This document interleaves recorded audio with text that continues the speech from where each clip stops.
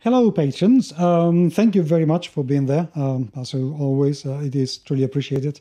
Right, I wanted to continue with the art or no art kind of debate, which is not really a debate. You have to have some artwork.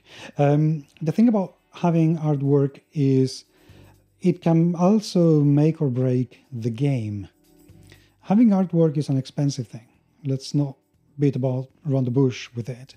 You need to make sure that you are budgeting properly and that you're getting the right style for your game.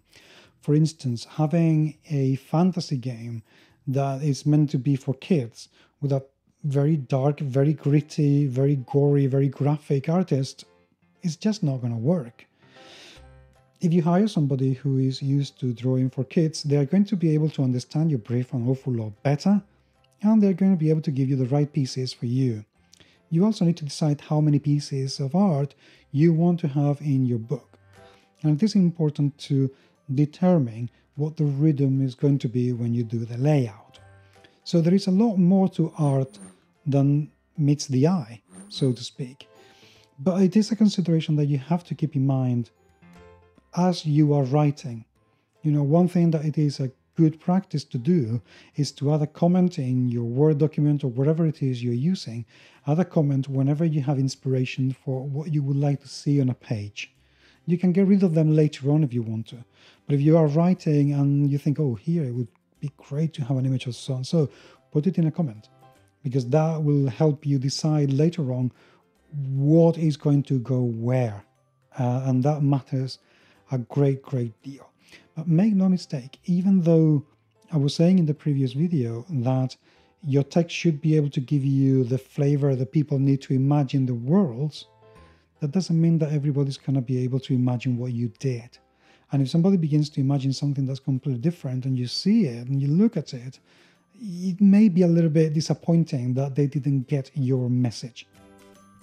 Getting the right artist, getting the right work is going to avoid that.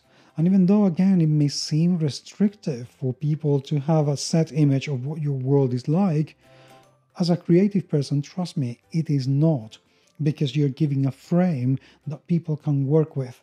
And sometimes giving a frame is a lot more liberating than just giving free range to people to do whatever they want to do. Because I can't. If people give me exactly what I want, I'm good.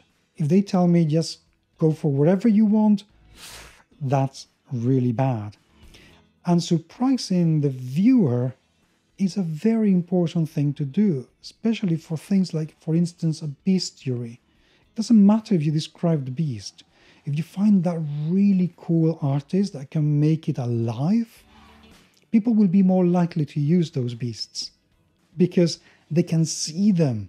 They can relate to that. They can relate to either the visceral nature or the candid nature, the color. They will be able to imagine, to give you a proper example. I remember the first time that I saw a color version of a nymph. And suddenly, it's not just that I could see her coming out of the lake. I could see the whole lake around it and how she was keeping it perfectly pristine and so bucolically beautiful.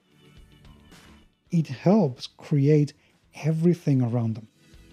So surprising the viewer, it's a very important aspect of what your art can do.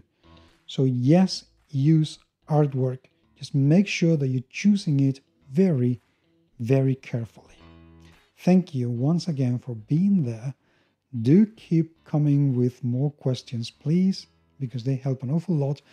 And I look forward to doing more videos for you. I'll talk to you soon.